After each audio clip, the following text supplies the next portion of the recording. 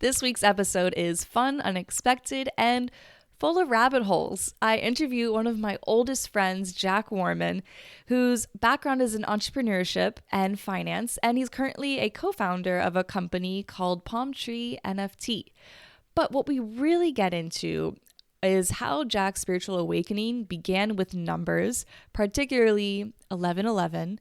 He reads my numerological charts. We talk about the importance of discernment, which when it comes to spiritual awakenings, you're gonna all of a sudden have a massive perspective shift that requires discernment. We talk about Plato's story, The Cave. We talk about how words are spells. I even share one of my many strange journeys into the astral realm. And we talk about so much more. It's a really fun conversation, and I'm so excited to share it with you. Because I don't mention it in the episode, if you want to reach out and work with me, my website is www.schoolofwhispers.com. On it, you will find my social media, you'll find my email address, and all that good stuff.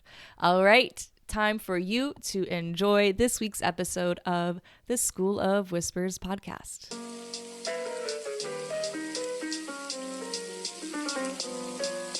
You are listening to the School of Whispers podcast. I'm your host, Stephanie, and this is my space to get real, open, and weird about my life experiences as a psychic, medium, energy healer, and student of Chinese medicine.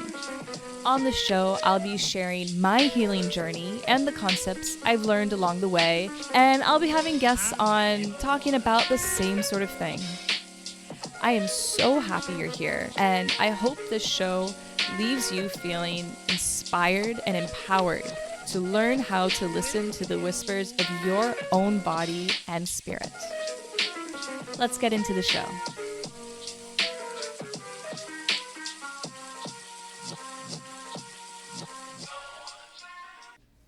Welcome to the show, and welcome to one of my genuinely oldest friends, Mr. Jackson James Warman. What's going on, Stef? I'm so glad. This feels like a really full circle moment here. Because it is. Yeah, it is. And I think I'm going to really just let you roll with what you want to talk about, because the things you mentioned when you first got here are really great. And I want to preface it with saying that Jack is, one of my oldest friends. And when I went through my massive spiritual awakening and then all of a sudden being shown visions of things that were outrageous. Actually, your reading was the first one where themes like that started to come in, which makes total sense. And then I remember when, as time progressed, I'm hit with other strange, I don't like the word conspiracy. I think that's bullshit. I like the word fringe. So other fringe concepts and topics started to come into my vision. You've really helped me make sense of all of that. And I know it's because you went through this alone in the beginning. And as much alone as you could be, and you'll share more of that. But you've really dived into a lot of rabbit holes, and you've really developed as a person from all of these deep dives. And from this point, I'm gonna let you take the mic and let the audience know what you're all about. Sure. So I guess to start with our individual journeys, it was interesting to me because I probably started to awaken to interesting fringe topics, if you will, in college back around 2016. And honestly, just like I think most people, I felt like I was losing my mind. Like I wasn't sure what was going on. It led me to read lots of wonderful things on the internet. Some true, some not true, which is okay. But then when you and I kind of, like when you moved back to America and we kind of became friends again, or back in contact, you would tell me what you were going through. And for the first time in my life, I was hearing things that I was reading on these internet boards from someone who wasn't a closeted psychopath in their mom's basement. Thank you. And it was like someone from my life who I knew had nothing to gain from lying to me. And that's what really gave it a lot of value to me. In thinking of what I wanted to talk about here, there's 3 kind of pieces of advice that I've gained that I think have furthered me along my journey to being in touch with reality, further than anything I could have identified, I guess. So, number 1 is our friend Plato's allegory of the cave. This is a concept that I've had thrown around to me for a while. Just like most people, didn't think about too deeply, and just thought it was something you learned in school. I had a very intelligent friend named Tristan early on in college kind of sit me down and kind of just make me think through it one day. It really blew my mind because it showed me it's a universal phenomenon that we deal with more so today probably than any other time in history, besides the literal time of caves. So to break it down, the allegory of the cave, imagine you're in a dark room where there is just one source of light. It's not the direct source. It's being bounced back between various walls, and shadows and reflections are made. So if you're someone who was born in this cave, this is the only reality you understand, you're privy to. So to you, that is the ultimate reality. You're kind of at the mercy of whomever is controlling that source of light to show you what your reality is, when you are not actually the one determining that. And then just the basis of it is that once you have the luxury of having that perspective, you can just take the few steps you need to crawl out of this cave and see that there's a whole world of direct experience that you can achieve on your own. So I think that was the main thing for that, is that this world is fucking insane. And it may seem like everyone has it all figured out, but I think the only true statement is that no one has anything figured out, and most people are faking everything. So I think you need to remember that, because people are really good at faking things, and perception is reality, as the allegory of the cave teaches you. So you just need to keep that in mind. When you mentioned in the beginning about going on the internet and finding things that were true and untrue, the word that flared in my mind was discernment. And obviously, I know I've had to develop and trust my discernment. Can you share a little bit about your own development of discernment because I'm sure some of these listeners, with whatever I'm going to end up naming this show, I'm going to hint at, we're talking about rabbit holes here. So yeah, please talk about your development of discernment. So it's definitely an ongoing process. I'm sure I've shared things with friends years ago that sound absurd. And honestly, like, you need to be willing to take that risk while keeping your wherewithal to understand that even a gut feeling should be true, but if you need to always go back and check and verify that your thoughts and your theories are based in some kind of ground. How? I think, like, I could say you could write them down, but I would say keep a tab on them. And one, I think just having the perspective that you can always be wrong is enough. Because, like, I think it's in our society, it's like people's characters are defamed so quickly and so easily that, like, people are afraid of being wrong when it's okay. It shows that you're trying. Like, when you work out, if you're doing it effectively, you go till failure, and then you kind of set back up, see where you went wrong, and see where your limit was. That may be a little distracted comparison, but that's the point. Yeah. So I think that's how. But it's that, like, in history, like, philosophers probably weren't right all the time. Like, they had to be wrong to make progress, just as through anything, you iterate until you succeed. Speaking of philosophers, something that I actually kind of felt recently, I heard recently, and it just didn't fully resonate, was I think, therefore I am. Because I honestly think the thinking mind is the ego, and the being mind is the consciousness. And that's just a little bit of a distracted tangent there, but I like that. So I don't know if that's a good tangent. Just from stuff I've read, I think the hardest thing to do in life is to get out of your ego, because it literally is a conscious removal of yourself from yourself, and then reversal to then look at yourself and see, like, why is my ego acting like this, or why does it need to act like this, which is hard. Like, and I say that like I do it. Like, it's a process. But from stuff I've read, there is, like, an interesting thought of the active mind, the thinking mind is the ego, and then the kind of the passive receiving mind is and can connect to what people call the universal mind, or God, if you will, whatever you want to use, whatever term you want to use. Now, I don't have the best explanation of this other than from my direct experience. When you get random bouts of inspiration, that is you connecting to the universal mind. Some might call it the Akashic record, which is just the record of everything that is and ever will be. But it's certain people are really good at tuning into that, and some people are not and are learning.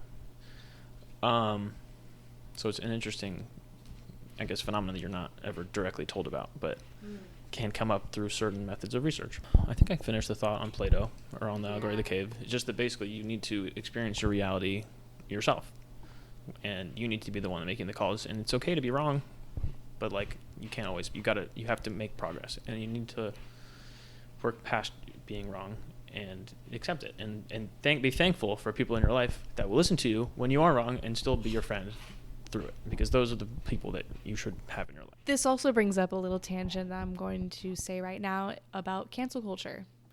That is really the whole thing about it. If you are wrong, you are canceled, you're done. And I don't resonate with that at all, because we all fuck up. We all have an ego who's ever developing. We all have a consciousness and a ability to whisper that is ever developing. And if we're in a society where we can't mess up, then we're doing something wrong. Speaking of the whispers, that is what this podcast is called. So I always ask my guests to sort of talk about some of the whispers in their life that really stood out. And you're nodding at me. I think you know already what I'm talking about, but do you want me to specify a little bit more? So whispers can be anything from an Instagram post that just resonates and adds to your healing knowledge. It can be you on a walk and all of a sudden getting an epiphany. Oh my God, I don't know who I am, and I'm not sure if this life is for me. It's time to change. Or you're holding the person you love and feeling that like direct, like that's something more powerful. It's untangible. Whispers can be so many other things, but I think you get the gist. Can you touch on that? I'll go back to where like the beginning of all this for me. It was numbers. I'm a big numbers guy, but I would get these what felt like messages. Like I didn't know they were messages at the time. I just thought they were crazy coincidences. But it was like every single time I would walk past my microwave for like a week, it would be 111, either 111 or 1111, and I'd be like, oh, that's weird, okay, whatever, until it got to a point where I literally just could not ignore it. So then I started Googling, what is this, why do I keep seeing these specific numbers? And I would get answers, thankfully, before Google was, I mean, they still come up, but when Google was a little bit better, you would get these things that say they're angel numbers, they're messages from something. And I just started to like subtly pay attention to them. I didn't give them too much credit until they just literally became too hard to ignore. So then I was like, okay, what do I do from here? And I just started Googling things until I got to some like point, and they're like, okay, this is numerology. Numbers have meaning aside from their mathematical ability and value. What I mentioned earlier before, we've been having a lot of sound difficulties, but what I mentioned earlier was I guess I would see numbers as a translation of energy. And under this lens, you absolutely can. Okay, so I'm gonna save you all the basic astrological explanation, but I'm sure everyone here has in some capacity looked at astrology, whether it's just what's my horoscope in the newspaper to what is my sun sign to like what is my natal chart. As much as people shit on it, I would highly implore you all to go look at your natal charts, because at the very least they're a really great potential self-awareness tool, and that's all I would ever tell people to look at them as. And obviously you can overcome anything in it, but it's a good basis to help know yourself. And like the highest esoteric knowledge of all, in my opinion, is know yourself, know thyself, which is something we're all still trying to do. But numerology is the same thing, and you can have numerological aspects of yourself in tandem with astrological aspects. And personally, when people to me say the matrix it's a literal matrix, a mathematical matrix of cells that are different values, whether it's someone with this astrology, this numerology, this Chinese astrology, which makes up you as a person. It's all your minute little details. But astrology and numerology actually go farther than just the person. People, depending on who you ask, say cities, businesses, and entities can all have their own astrology based on when they first came into reality. So what I was saying to Stephanie about today being a good day for communication is because it's the 3rd of May, and 3 is supposedly the number associated with communication, comedy, and childlike behavior. So you can put as much value in that as you'd like. I'm not here to convince anyone, but it's really what you can see in reality. Well, right here, we're doing a podcast. I think I'm really funny, and we've known each other since childhood. Right there. And it's just that certain days, the best example I find is the number 11 in numerology, is the number of emotional energy. And 11 days, and just for the context, you can literally add up the days of the date and reduce them by adding them again. Can you explain? Yes. To get the day. So just for example, each person, each country, each date will have 2 vibrations, the major and the minor. The major is like what everything sums up and reduces down to, and the minor is just literally the day of the month. So like today is the 3rd, the minor vibration is 3. But then you do 5, May is the 5th month, 3, and then the year 2, and this is a little bit more advanced, but because we're in 2022, 22 is a master number, so that doesn't get reduced, but that gives us 32. So 32 reduces again to 5. I'm sorry if this is going too fast for you guys, but 5 is about travel and exercise. The way it reduces to 5 is 3 plus 2 equals 5. For those who are math-minded like Stephanie. So that's the minor number? That would be the major number. Oh, that's the major. But yeah, some people call this like Chaldean numerology, maybe from the history.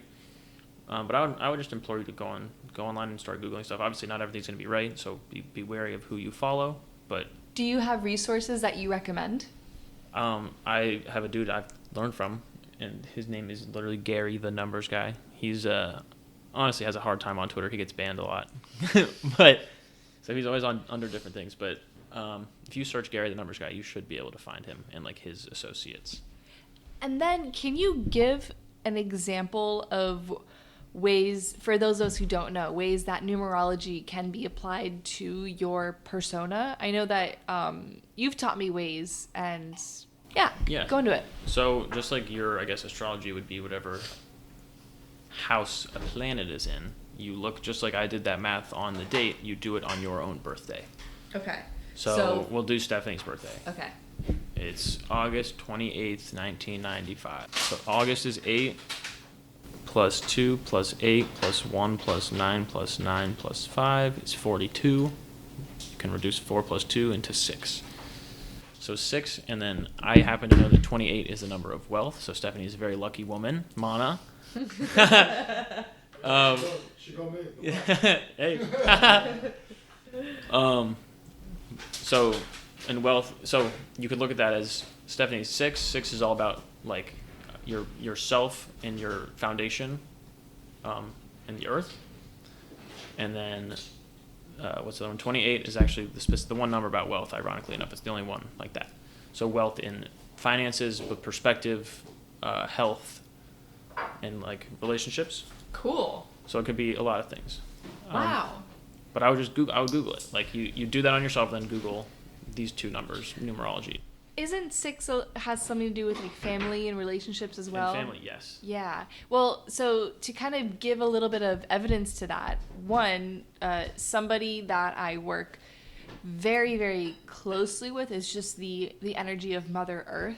And like I feel her come in and kind of move through me in a lot of sessions, especially when there is a mother wound or a connection with the universe wound. And then on the other side of it, well, I mean, I love my family. And relationships are something that I've always come easy to me or have brought massive lessons, such as boundaries and all that good stuff. Yeah, I mean, it's funny. The polarity really shows up in all my relationships. And that's the whole thing, is that you're experiencing, because, okay, it not just explains, okay, to go a little bit deeper, it not just explains your personality, but it's what's called your life path. And this, like, sorry to do this to you guys, making you take a lot of assumptions here, but to take my perspective, you're going to have to. Pick up what feels good yeah, and leave down what sure. doesn't. Use your discernment. But I personally believe we reincarnate. Oh, that's so funny. Every time I mention reincarnation, I always preface it with that. Cool. So it shows you major themes that you will have to deal with in this incarnation. Just as Stephanie was explaining that, she's in my opinion, showing all the different sides of that vibration that she has to experience in this day and age. And I'm sure we'll go into other soul tie agreements that Stephanie, I'm sure we'll cover at other points in time. Yeah. And then to kind of tie that all up is the first time I ever felt, well, really the first time I ever felt spirit. Remember Picasso? So when she died, I remember walking outside and being like, oh my God, I feel this. And since that age of 14, always kind of searching for it. So the second time I really felt it was I was doing an angel meditation, and I called in whomever, and my grandmother on my mom's side came in. But then I also heard the name Serafina. And I'd never heard that name before. That's interesting. And she's somebody, I think she's like kind of the first quote unquote deity that I've worked with. Yeah. And when I looked her up after, she is the patron angel. I don't know if patron's the right word. She's the angel for family and relationships. Oh my God. Yeah. See, that's amazing. When I hear Seraphima, I think of seraphim, which I think means somewhere in the angelic hierarchy. Which is like, that's weird. So wow. Shit.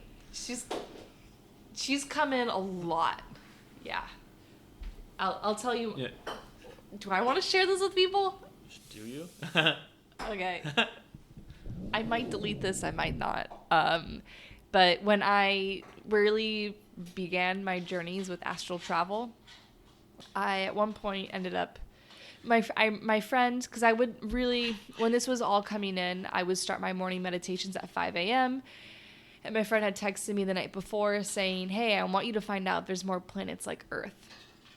And I remember reading that in my 5 a.m., about to sit in for meditation and thinking, okay, like, no big deal. I'll figure it out. And I kind of did. Well, okay. One, I learned that there is no planet like Earth in terms of what our destiny, agenda, purpose is. And that purpose is to find unity within polarity.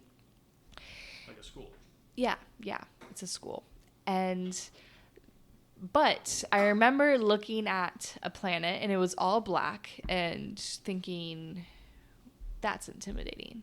And then somebody I had met in the astral realms, I felt intimidated, so I kind of like popped over to him and said, hey, what's going on? Can you explain? And he goes, oh, yeah. I mean, if you're in the astral body of Stephanie, the human, then you're not going to be able to see much. But if you tap into your higher self, then your higher dimensional form of you, really, then let me know what you see. And I looked at it, and it was like a holographic planet. Really wild. And then I went into it, I guess. I just kind of leaned into it, and I ended up there. And it's funny because when I've done esoteric acupuncture protocols, one other person has mentioned and described the same place. So wild.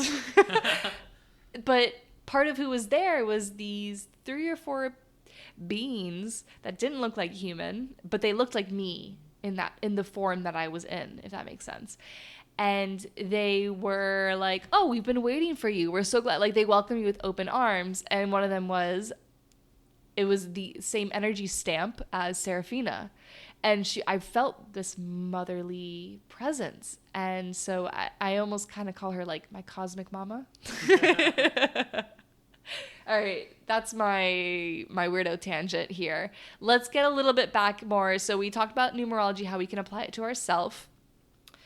And just the last thing I want to cover about numerology is that, like, Gary, this guy, wrote this interesting book that looks at all these dates in history, and I personally think if you look at the dates, and again, this always sounds crazy, but I've gotten to the point where, like, I just really don't care. Like, it's reigned true enough in my life that, like, I can just, I think, talk about it. Certain things are always orchestrated on certain days, and certain people believe they're to harness those energies. And I think if you really start to pay attention, a lot of extremely negative, destructive acts and actions always happen to be on 11 and 22 days. And numerologically speaking, that's because 11 is all about harnessing emotional energy, and 22 is all about master building and master destruction. Like the glaring example is 9/11. Not a conversation I'm going to get into today, but that is what ticked off most people to numerology, that event. So I'm thinking that leads me to the second topic I wanted to share with everyone today, which is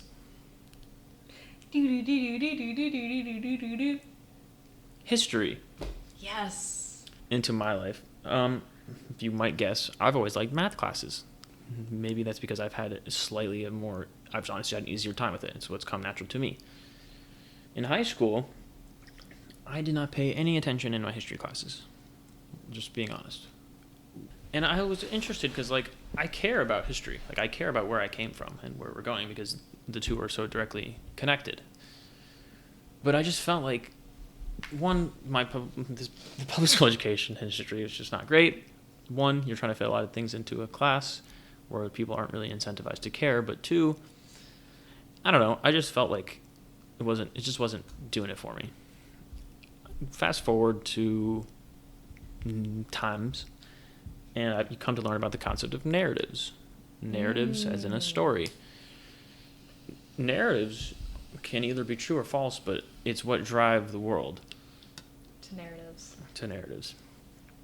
Now, sadly, in my opinion, a huge part of history, or the perspective of history, is a narrative written by whichever group won that time in history, because they had, sadly, the ability to wipe out populations and rewrite everything to their own liking. We've seen this many times, even in our recent times. It's really all I want to say is, like, keep that in mind, is that I think when people always quickly, reject ideas, reject things, it's because they think, it just logically can't make sense. This couldn't be the peak of society. This couldn't be, we were just cavemen back in the day. How the fuck do you know? Like, you were not there. No one knows how they built the pyramids of Giza. They still couldn't do it today. I think some get a little bit close. Sure. I'm thinking about the podcast you sent me. Oh, what was his name? The numerology guy. The one who was a hedge fund. Who? Oh my God. Robert. Yes. Robert Grant. Yes. The boy. Highly recommend. Look, if you're Robert hearing Edward this, if you're hearing this and you're feeling your ears perk up, Robert Edward Grant, pyramids, numerology, changing history as we know it. Rediscovering history. Because, again, just my perspective, if we're going to talk about Egypt, and this is what this guy is probably realizing, is that it's meant to specifically retain history, because you can't rely on people to not change things, so you have to encode it into the monuments itself, because they're quite literally too hard to change, and thankfully these ones have been protected. So it's just the thought that don't be so egotistical about your perspective. Like, we can be wrong. It's okay. And it's just that literally history is written by the victor. His story. It is written in the word. Which I think is honestly a good segue to my third point. Which is words are spells. I don't know if you've heard that before. I don't hear it much. I have been learning a lot about curses, which maybe I'll mention this here, or maybe I'll talk to you about it later.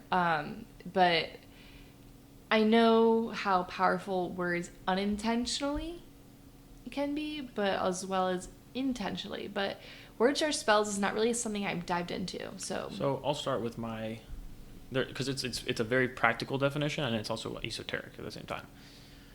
I've worked in remote businesses my whole career, where I'm taking orders from someone, or at least in the past, I was taking orders from someone to do actions through the internet across time and space, and that was our only interaction.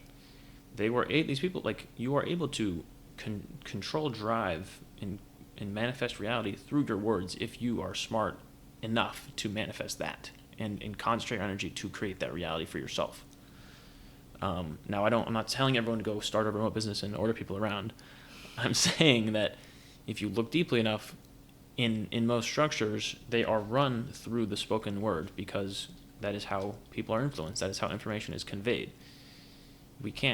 I'm sure in some capacity there are hexes and there are spells people can cast, but the layperson every single day encounters spells through the written word. How many times have you read an advertisement and subconsciously been affected by it? Probably past your conscious awareness.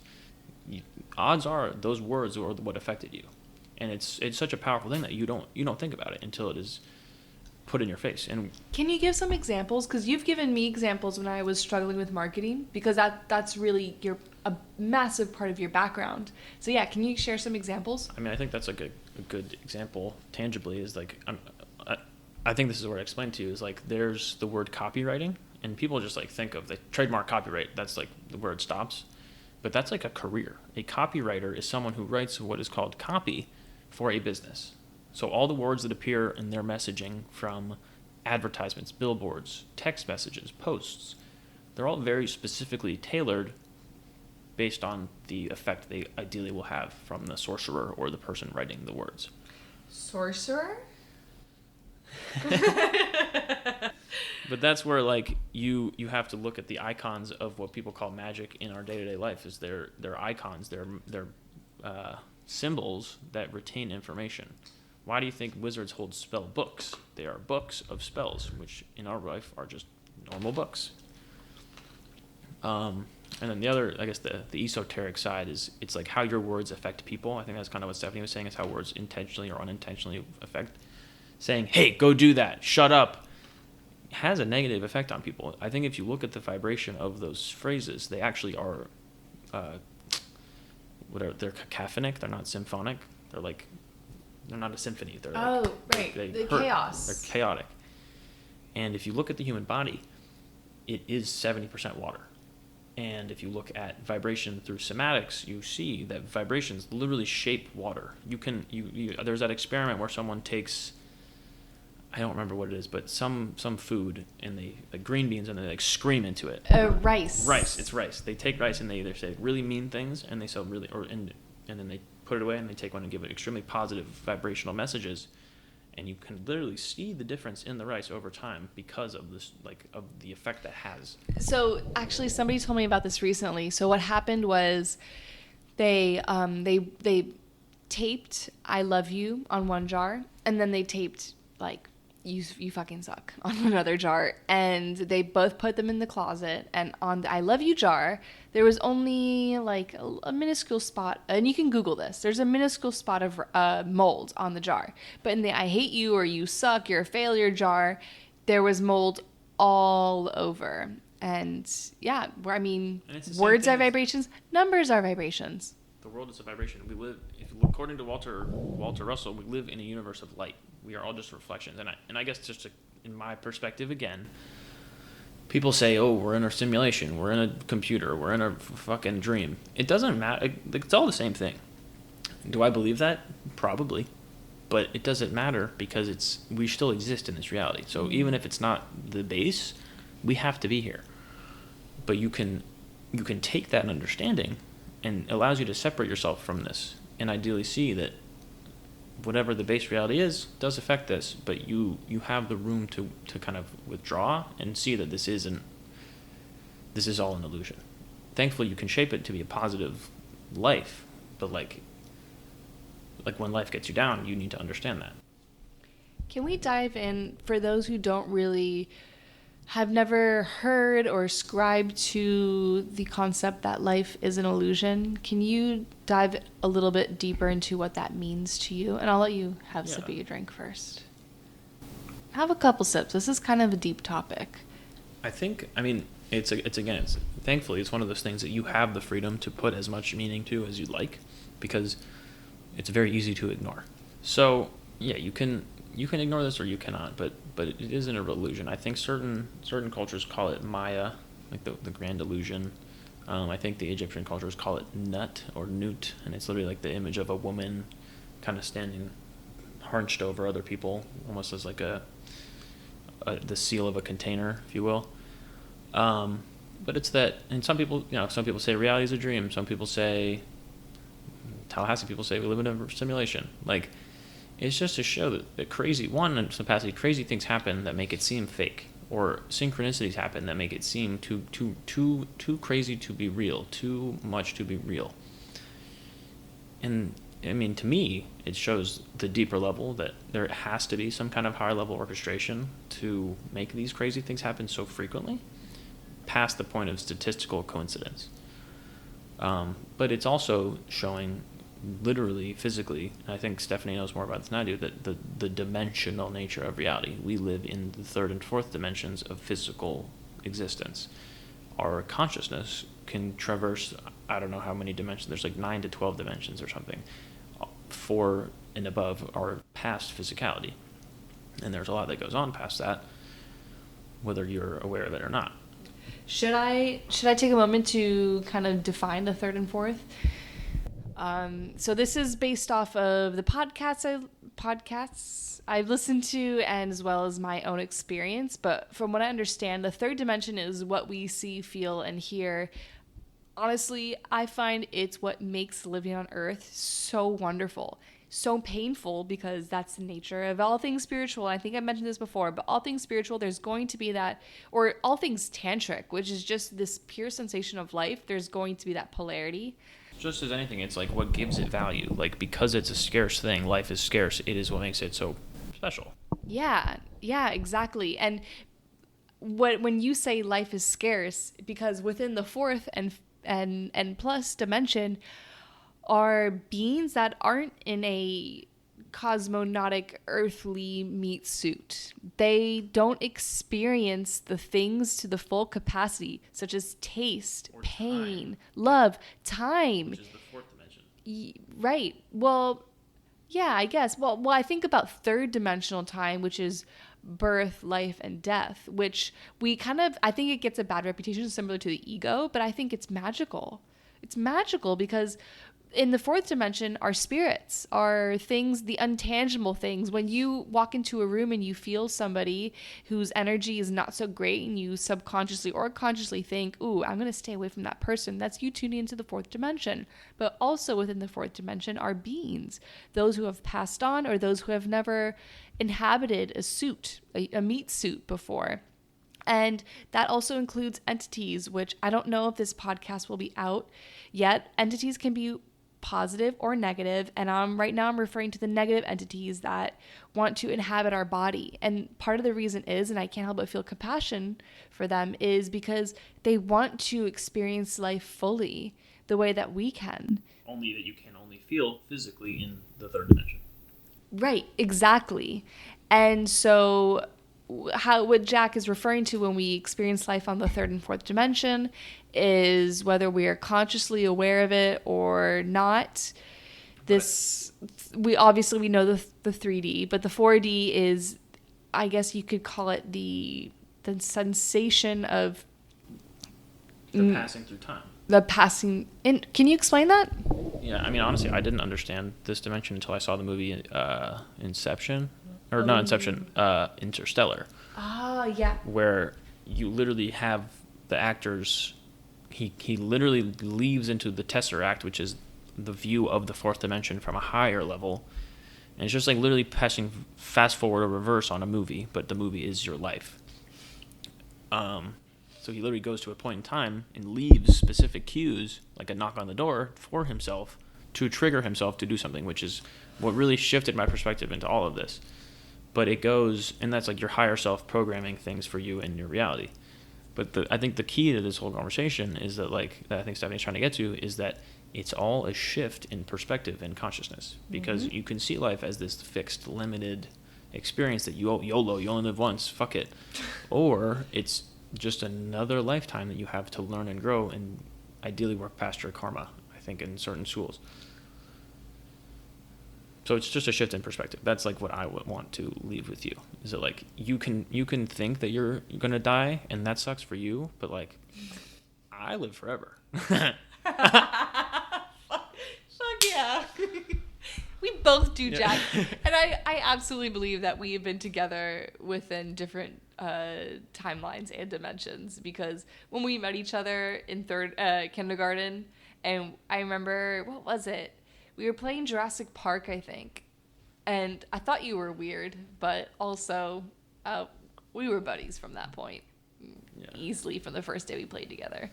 Wow, I love this. I fucking love this conversation. Timelines are really difficult to, and for anyone who doesn't really think about time in this sort of respect, when we are talking about this, and maybe you need to rewind after hearing this, but time doesn't, from what I've understand by tuning in, is time isn't past, present, future in a linear form. It is more like past, present, future stacked on each other like layers of a cake. But also within that cake are going to be these other layers that aren't cake textured. They're jelly textured. They're frosting textured. They're nut textured. So it's that different quality that isn't so, if you have to like close your eyes as you take a bite to really feel fully. And I mean, that really is the whole like premise behind Whispers. It's subtle, and as long as you train yourself to tune into the subtleties, you will feel them eventually. And it's the first step is being open to them. Yeah, that's a really good point. We have made it so far. We've packed a lot into a short amount of time, even with all these technical glitches. Yeah, for real. Is there anything else that you want to share here? Any sort of tangent? I think it's just like we are in this period of reality that is weirder than any other time, because people are empowered by technology and various other mechanisms that give them certain power that others don't have. I would just want people to keep their, how do I say this? Like, keep your wits about you, in the sense that the everything exists in the mind. Like, we've evolved from warfare that lined up soldiers in a field to psyops and psychological warfare, because that is where wars are fought and won, in the mind. There is a war for your mind, whether you again want to acknowledge it, but thankfully you have all the power to win or lose that war. And all it takes is one, being aware and doing a little bit of thinking for yourself, and having literally just the patience to work through certain things. And what I mean by that is that we live in a world dictated by headlines and propaganda. And sadly, a lot of times when things are propagandized or demonized, it is when they are the closest to the truth. So maybe use that as a heuristic in sometimes when people in certain sources are telling you to feel a certain way, that's them doing every single thing in their power to influence you to think opposite of how you should. And that doesn't always ring true, but I find it is relatively true relatively often. That actually, well, I have a few more questions, but before that, I remember it was 2020. It was right kind of a little bit after all the riots of Black Lives Matter. And I wasn't sure who to vote for. And I was really upset. And I was at the verge of, you and I were walking around our lake as our usual. Oh, I miss those. We'll do them again soon. And you said to me, Stephanie, don't you realize this is what they want? This is what they feed off of. And they being, I guess, the powers that be that feed off of chaotic emotions. The sensation of over heightened, uncontrollable, chaotic emotions. And if there ever is a goal with these sort of media things that don't... To go on what you're saying is the goal of most media is to put you in, which is gonna throw people off, into your reptilian brain. People talk about reptilians from many perspectives. Less developed reptile brain, which is just a fight or flight mechanism, I think. Yeah. And when you're told the world outside is dangerous, bombed, scary, unsafe, and it just goes back to the allegory of the Plato's cave, you don't have direct experience. So you just, if you're not conscious, will go off of what you're told, either subconsciously or consciously, and at the very least, subconsciously, it will trigger you to feel those chaotic emotions. And that honestly is the whole purpose. But the crazy thing is that once you get to that perspective, it's very easy to step back because you see that you're being baited. Yes. When you said that to me in 2020, I felt all my emotions suck back into my face, and I was like, oh. And that really is a pivotal moment for me in realizing that I don't want because when at first it was in terms of food, I didn't want what I ingested to be influenced by this, I guess, elite, all-powerful sort of entity, whether it's Tyson fucking chicken or the government.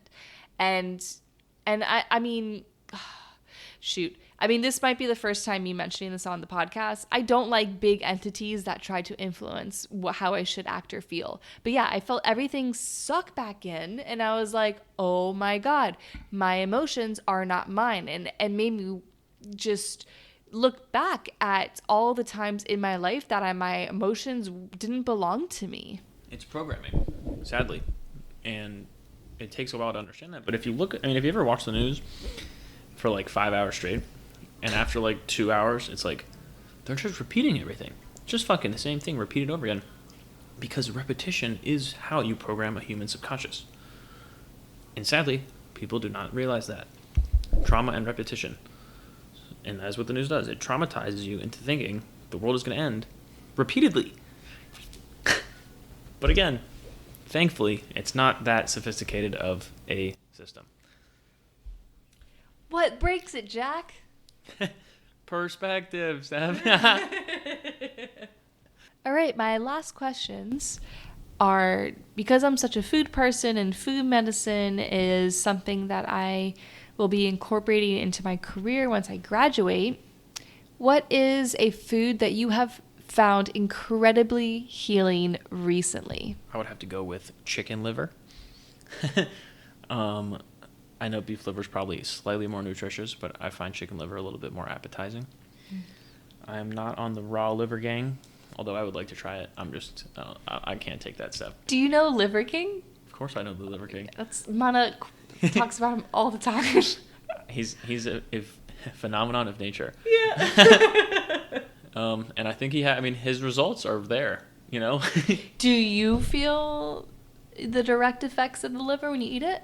Every time. It's the only food I eat where I feel like energetic and kind of reinvigorated when I'm done, which is cool. Like you don't find that with a lot of other foods. Yeah. It's not like bloated or tired or sleepy. Like, I mean, I know that with lions, right? Well, it's what they say for the leader of the pack. Yeah, the leader of the pack eats organ meats. That's pretty cool. I didn't expect that from you. I'm a man of many tricks.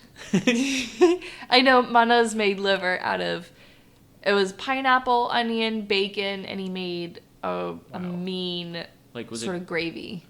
He made it in a skillet, so it was quite charred too. Because I know it can be a little bit chewy. Yeah, I can. Yeah, so Saito does a good job. Yeah, they do. Shout out Saitos. In West Palm. Yeah. All throughout the 561. I mean, honestly, I gotta be real with you. Saito's makes it come out of both ends for me. Some of us are more blessed than others. Yeah. So. All right, we won't include this. All right, and My last question is, what is a darkness? And you could go as deep or as shallow as you'd like, but what is the darkness that you have recently been moving through? I think avoidance is one. I'm really good about handling the high level things I need to handle, which is usually, my career, my job, my business. But at the sake of my personal self and health, usually, I always put that ahead of the other. And I'm slowly realizing that you need to put... You put the professional ahead of the personal, yeah. And I kind of have, which is good. Like, it keeps me on task, but... certain things will lack, whether it's not having food in the fridge because I didn't go grocery shopping, or my clothes are all dirty because I didn't have time to clean them. Which I'm just realizing how that has an effect into the business, and I'm working past that. Whether it's literally even making your bed, like those all little things are avoidance, and just doing them literally gives you serotonin also, which helps you complete other tasks. So it's nice because through the process of working through it, it does yield results. Something I recently kind of stepped into was the spirituality behind homemaking. Just, I don't know if this is the answer, but isn't that like what feng shui kind of says? Like the energy of the home? I don't know. And it's how you add character to a space, which is there is energy where you live. And you know that better than anyone, which means I need to work on the feng shui of my apartment. Yeah, your apartment's a little bit sparse. It's a bachelor pad. Yeah, it is. Did you say bachelor or bastard? Both. Yeah. I don't know. Oh, well, this has been really awesome. And I'm so grateful that you were open with sharing a lot of these things. Even though I feel like we kind of sat on the surface of a lot of topics that I eventually, as the podcast progresses, as I kind of get a handle on who's listening, I would love to dive deeper into a lot of the fringe concepts, truly. And personally, I know I don't feel comfortable with that yet. Sure. Because I'm figuring out, who's listening. If people are interested, I would love to come back and talk about them. All right, so share some feedback, because Jack knows a lot, and I've like, again, I mentioned earlier, I would get visions. Things like, I remember sitting at my altar one day, having a tummy ache, and just kind of at my altar saying, oh, my tummy hurts so bad. Somebody help me. And then getting in response, Victoria's Secret's a fucking conspiracy. And then just being shown all these things. And then you were the person I reached out to because, one, I knew that you would accept me with open arms, because that's not for everyone to hear. I know I have shared this with our friends who have said, oh, Stef, I don't have the capacity to hold this right now. But you, one, were able to hold space for me in that. And then number two, you were like, oh, yeah. And you gave me a platform to work from there. Which, just for context, is that Mr. Wexner was the financier behind Jeffrey Epstein, who also ran Victoria's Secret. Which is just crazy, because that's where I go. I was like reading stuff online, and then Stephanie's connection to the unknown. Like a year later from you reading this? Probably years later. This was like 2016 when I started reading about that. But that's my point, is that like it just everything connects, and sometimes your long lost best friend is what's going to connect it for you. So remember that. Yeah. And also, one, like Jack has always said, keep your mind open and ask questions, and don't ever think that you're better than these conspiracies or these fringe topics, because I know I thought I was. I thought I was too, but I hate to say it, but like, go look at the etymology and use of the word conspiracy theory. And to be this guy, it was literally, like, I hate to say it, but it's very important, is that that term was made popular by the CIA to discredit free thinkers. And like, it's the whole point of character assassination is what is the main use for stifling discussion. And like, you can't fucking let that get to you. Like, it's too easy. So, to leave that on a good note. Yeah. All right. Part 2 will be coming out very soon. But for now, this is it, folks. Thank you so much, Jack, for being here and being you. And thank you, Steph. It was a fucking pleasure. Next time you guys will talk about crypto. I know. yes. Next episode, we'll talk about crypto and NFTs, so stay tuned. Guys. Yeah, conspiracies, crypto, and NFTs, which are Jack's. These are my middle names. Yeah, his middle name and lifelong passion and career. Adios. Thank you so much for listening. If you want to find Jack on social media and see what else he's up to, his Instagram is Jack_Warman. And if you enjoyed this episode, please share it with a friend. Maybe give me a review, a rating. That would be so incredibly helpful.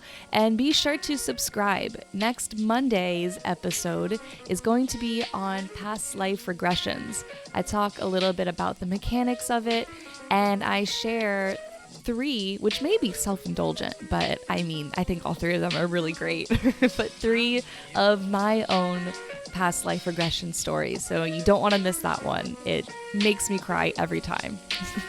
All right. Thank you again, and I'll feel you next week.